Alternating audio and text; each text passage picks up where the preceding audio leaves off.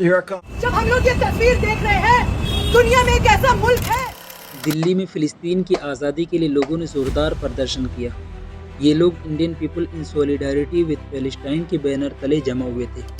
इस बार ISPS के activist ने रिलायंस के fashion brand trends, Mahindra showroom और मैकडॉनल्ड्स के सामने अपने कार्ड्स, कटआउट और तख्तियाँ लेकर प्रदर्शन किया और फ़िलिस्तीनी लोगों के दर्द को बयान करने की कोशिश की।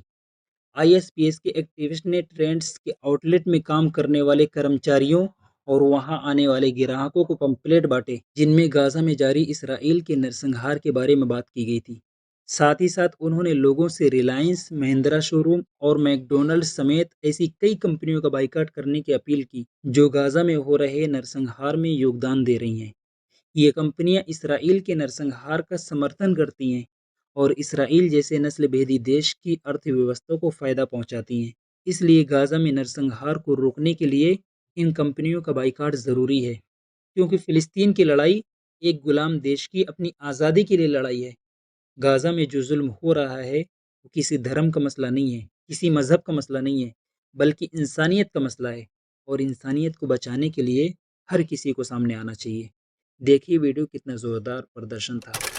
खून से रंगे हैं मैकडॉनल्ड्स जो औपनिवेशिक हिंदुस्तान के आवाम को फिलिस्तीन के मुक्ति संघर्ष के समर्थन में खड़ा होना ही होगा, क्योंकि हम खुद 200 साल गुलामी झेल चुके हैं। कि दुनिया भर में इस वक्त दुनिया के कई देशों में लोगों का महासमंदर सड़कों पर उतर के फिलिस्तीन की आजादी के लिए लड़ रहा है, क्योंकि ये किसी धर्म का मसला नहीं है, ये किसी मजहब का मसला नहीं है, जैसा कि हमें बताया जाता है। फिलिस्तीन की लड़ाई एक गुलाम देश की अपनी आजादी के लिए लड़ाई है।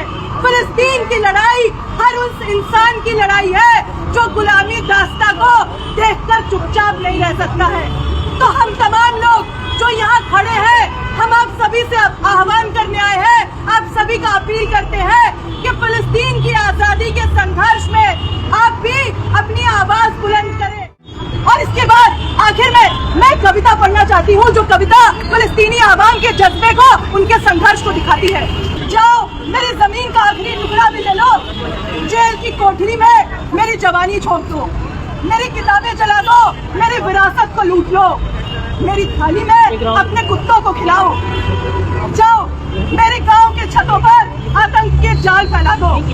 इंसानियत के दुश्मन, मैं समझौता नहीं करूंगा और मैं आखिर तक लड़ूंगा, मैं आखिर तक लड़ूंगा।